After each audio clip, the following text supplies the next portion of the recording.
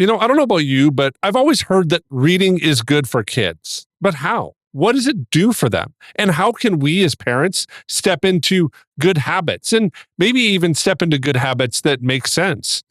Parenting is hard sometimes, and finding time in our day to read, and maybe even some of the guilt that comes with it if we're reading enough, can put us into dark places. But today on the Celebrate Kids podcast, in this daily segment, Face in the Dark, Dr. Kathy has some good insights on why we should read to kids and some helpful tips to do it in a way that's accessible. So let's turn now to Dr. Kathy Cook. Don't be afraid of the dark. Be careful with stars. Not every light is gonna guide you, baby. Not every light is gonna guide you.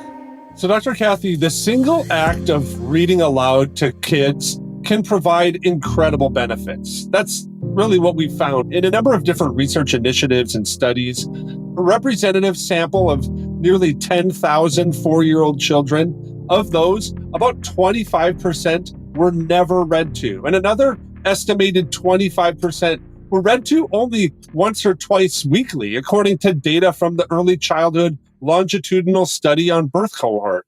This is a hard reality. A lot of recent studies celebrate the benefits of reading aloud to kids. And in fact, one recent study found that parents reading to their kids as young as 1 to 2.5 years old had those practices be a strong indicator of predictive later vocabulary, reading comprehension, and reading motivation. In another study, researchers tracked the impact of children whose parents read to them a minimum of 5 books daily from a very young age. These children entered kindergarten with exposure to around 1.4 million more words than children who were never read to.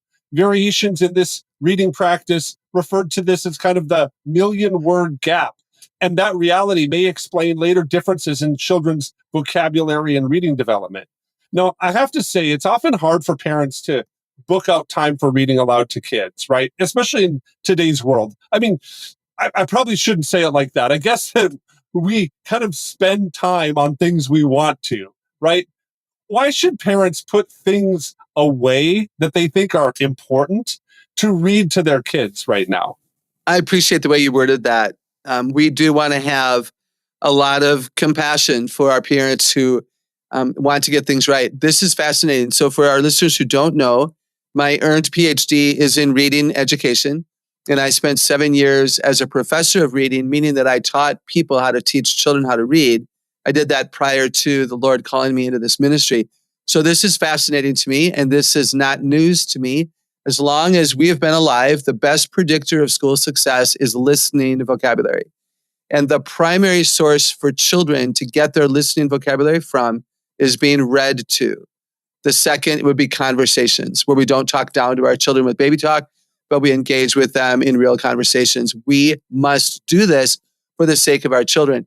It's important straight across the board, Wayne, and it's especially important in families that are lacking support. So in our, in maybe a single mom was overwhelmed, maybe a family without a lot of extra money, if you will, they have fewer devices, they have what they think they have fewer opportunities for their kids, but actually in those families, you talk more, you read more, and you just need a library card to do that, and your kids will succeed. So that's something that could kind of balance the system, if you will.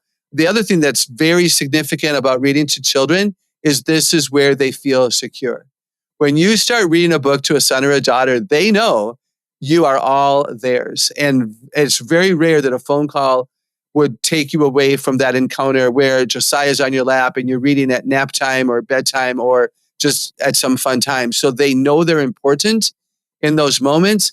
And if you look at the research, they feel very, very secure.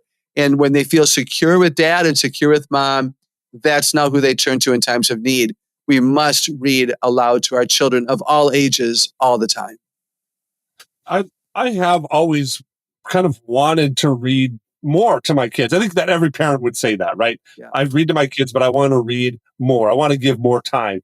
But I found myself oftentimes kind of going back to the same old books. I wrestle with what books I should be reading to our kids, right? Whether it's the Chronicles of Narnia or the little kid books. Inevitably, sometimes I feel like they might get bored or they don't really remember the concepts that I'm kind of reading to them. What kind of books do you think we should be reading to our kids? And Is there some kind of expectation on information that they should pull from that? Should we quiz them after we're done reading, or should we just let reading be something that we just do with them? I've kind of wrestled with that. What are your thoughts there? Yeah, no, I love this question. I think every parent and grandparent wrestles with the same thing. So first of all, let me say that there's a benefit of reading the same book over and over again. I watch TV shows I've already watched.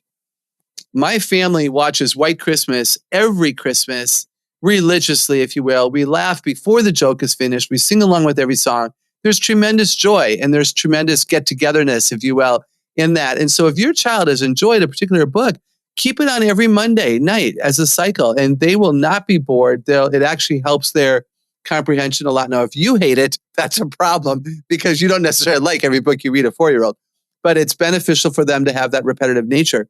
Also, you don't need to test them. It's not about knowledge. Now, if you're reading to them part of a science chapter because they're maybe dyslexic and you read to them to help them they're following along while you're reading out loud, then do some assessment. What was the size of the ball that we just read about? But if you're reading for enjoyment and reading for recreational purposes, then no, just have a natural conversation about it like you would as you leave a movie theater. Do you have a favorite part, favorite character? What about the ending? Would you have ended it differently? What do you think? If you were to write the next book in the series, what would you write about? So you can have fun conversation, but it doesn't have to be who was the main character. In fact, I'm going to tell you something. One of the reasons that the research says that a lot of our children do not enjoy reading is that they're assessed on every book they read in school. And I'm going to tell you something, Wayne, you and I own a lot of books, but if I had to take a quiz at the end of every chapter, I wouldn't be reading as much as I read. It would take away a lot of the joy and the personal fulfillment. So let's be careful of that. Two other things to recognize about reading aloud to children. One is read books above their grade level. So if they're a first grader, read books above their grade level. That's why they get their listening vocabulary. Now they know they have words in their head that will help them. And you don't have to know that for sure. A librarian can help you, but just get a guess. And then one more thing that I think is super important, and that is if you have logic smart kids, read nonfiction. So if our listeners are aware of what I teach about the 8 different smarts we have, those of us who are logic smart, we think with questions and we love it when the world makes sense. I don't want you to read me a book about a dinosaur playing baseball. Dinosaurs are not alive right now and dinosaurs cannot play baseball. So I'm thinking my mom is stupider than I thought she was because she's actually thinking that there's a dinosaur that can play baseball. And so if I'm a very logic smart kid, I want to read a book about a dinosaur. I want to read a book about a frog and a toad, not a story about the frog and the toad who go fishing, because my little brain is like, that's not possible. For a season, we all like fantasy, but some kids grow out of it faster. Watch for that and then read to them books that are full of information because that's how God wired your kids. Yeah, Dr. Kathy, I think that's so true. I find myself in that too, just wanting to read the books that I think are interesting. And then I do have a logic smart kid that I'm thinking, oh man, this is going to be a little bit different. But we found joy in finding the books that are like that 20 random facts about this time in history. Yeah. And that's been so fun for us. And that's been a lot because you've kind of encouraged that inside of a lot of the work that you've done. And I want to kind of bring this up as we kind of get to this place of closing out the show. As parents, and I would even say like grandparents and those that work with kids, is there a best time for us to read to our kids? What kind of rhythms or habits would you recommend for, busy moms or dads or grandparents or those that work with kids to have kind of the greatest impact on kids when we do take this time and work to spend some time reading to them? Being consistent is super valuable. A lot of people do it, of course, at bedtime. I've heard from a lot of moms that they lay down with their kids to read a book and they fall asleep by the 4th page. And the kid is nudging mom. Mommy, finish the story. So, bedtime might not work for all of our busy listeners. I think consistency is a real key. 1 or 2 stories at the end of a long day. It doesn't have to be in bed. It could be on the couch with all 5 of your kids. There's a lot of great read alouds that families with different age children can enjoy. Sometimes mom reads, sometimes dad reads, even maybe sometimes the 15-year-old reads to the 10, 7, and 4-year-old. I think that'd be cool. In the middle of the day as a quiet time break, I know of some moms who ask everyone in the family to quiet down at 1 o'clock or whatever, and maybe that's a good time when you read a part of a story. You let the kids doodle if they're picture smart. You let them maybe play with their shoelaces if they're kinesthetic in that way. You don't have to demand exact attention, but you read because it quiets us down. it ministers to our soul, I think, in a really unique way. And it causes that heart to beat for the security, like I mentioned earlier. So be consistent. I'm guessing for many of you, as Dr. Kathy was talking, maybe that verse from Deuteronomy 6 popped into your head. It definitely popped into mine.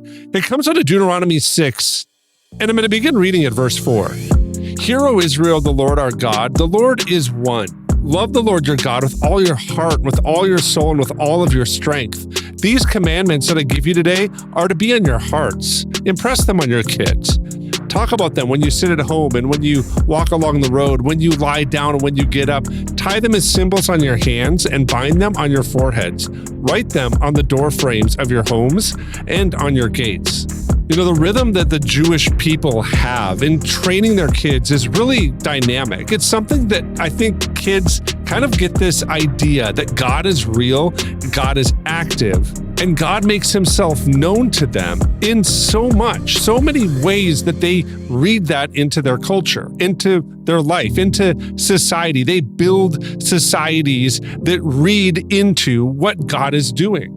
And I think this simple habit of getting a book out and reading to our kids can be a way that we teach them that knowledge is all around us, that there's different wisdom that they can pull out of different situations, and they can start to think and see things differently. I think that doing this and then highlighting some scriptural backing inside of the stories is building for them what I would call kind of tiny muscles, little muscles that they get this habit of always looking to see in the stories and the interactions and the dynamics of what they live, the reality that God is active and real in their life. I think teaching our kids to do that can help them shine bright light into dark times. And I think reading aloud to them can be a simple way that we can do that. So I want to encourage you today. Take some time tonight, today, maybe even have your kid read on your way to school or on the way to the grocery store.